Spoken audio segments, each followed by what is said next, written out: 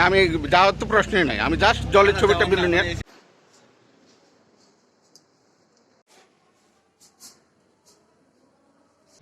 আপনারা লক্ষ্য করেছেন যে গতকাল একটা ভারী বর্ষণ বেলোনিয়া শহরে অনুষ্ঠিত হয়েছে। বৃষ্টি হলে স্বাভাবিকভাবে জল জমবে, এটা নতুন কোনো কথা নয়, কিন্তু একটা অব্যবস্থা বেলোনিয়া শহরের ভেতরে, বিশেষ করে পৌর পরিষদ যারা আছে তাদের কাজকর্মের ভিত্তিতে দেখা গেছে যে সমগ্র জায়গাতে যে ড্রেনগুলো আছে ড্রেনগুলোর কোনো সংস্কার নেই। প্রতিটি ড্রেনের ভেতরে আবর্জনা স্তূপ আকারে জমে আছে, যে কারণে দেখা গেছে যে চেষ্টা করেও এই জল মানুষ নিষ্কাশন করতে পারেনি। পুরো ড্রেনগুলো অপরিষ্কার থাকার জন্য জল বিভিন্ন জায়গায় জমে গেছে। বিদ্যাপীঠ কর্নার কখনো জল জমেনি আমরা দেখেছি, সিনামলের সামনে কখনো আমরা জল জমতে আমরা দেখিনি, আমরা লক্ষ্য করিনি সেখানের মধ্যে ইয়েতে ১ নং টিলার কাছাকাছি বা কালীনগরের এই অংশে বা শালটিলার অংশে এখানের মধ্যে জল জমতে, কিন্তু দেখা গেছে যে প্রত্যেকটা জায়গার ভেতরে জল জমে পুরো শহরটা কলাপস হয়ে আছে। মানুষ যেতে পারছে না, গাড়ি যেতে পারছে না, সাইকেল যেতে পারছে না, বাইক যেতে পারছে না, এ ধরনের একটা অব্যবস্থা চারিদিকে সেখানে তৈরি হয়েছে। এর আগেও আমরা দেখেছি যে এগুলোর জন্য বারবার সেখানের মধ্যে তাদের বলা হয়েছে যে ড্রেনগুলোকে সংস্কার করা হোক, লেবার লাগিয়ে ড্রেনগুলো বর্ষার আগে যদি পরিষ্কার না করা হয় তাহলে স্বাভাবিকভাবে এই জল সেখানে যাবে না। যে খালি জায়গা ছিল আস্তে আস্তে বাড়ি হয়ে গেছে, জলে জমতে পারলে পরে আগে যেখানের মধ্যে বাংলাদেশে যেত সেই জলটা এখন বাংলাদেশে যেতে পারছে না, জল বাংলাদেশের তরফ থেকে সেখানে অনেকটা ব্লক করে রেখেছে।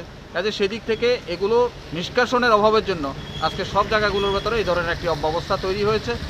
দ্বিতীয়ত যে জিনিসটা, সেই জিনিসটা হচ্ছে যে এতগুলো বাড়িতে জল জমলো, মানুষ খাটের উপর বসে আছে, প্রশাসনের কোনো হেলদোল নেই। 200-র উপরে বাড়িতে সেখানের মধ্যে অন্তত খাদ্য সামগ্রী পৌঁছ করার কথা, কিন্তু আমরা দেখলাম না এখন পর্যন্ত।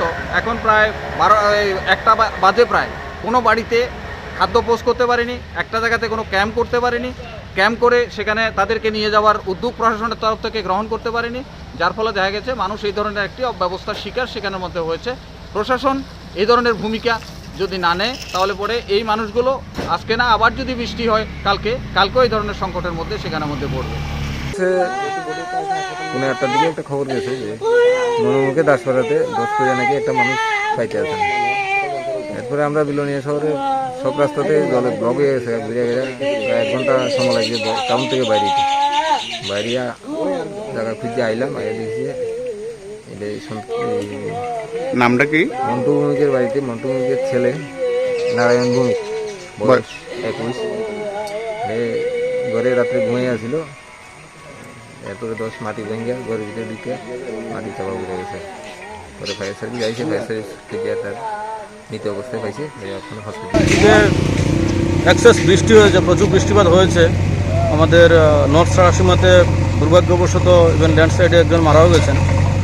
তারপরে জর্জরিতে 2জন আমরা রেস্কিউড করেছি, 2টা বাচ্চা, সেটাও ল্যান্ডস্লাইড হয়েছে এবং আমরা হাসপাতালে পাঠিয়েছি, এরা এখন সুস্থ আছে।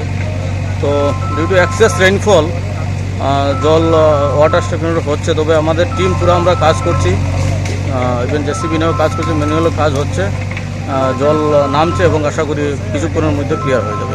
ওকে স্যার, থ্যাংক ইউ। পঞ্চায়েত এলাকার অধীন দাসপাড়া এলাকায় রেল স্টেশন সংলগ্ন পূর্ব সাইডে তাদের বাড়ি।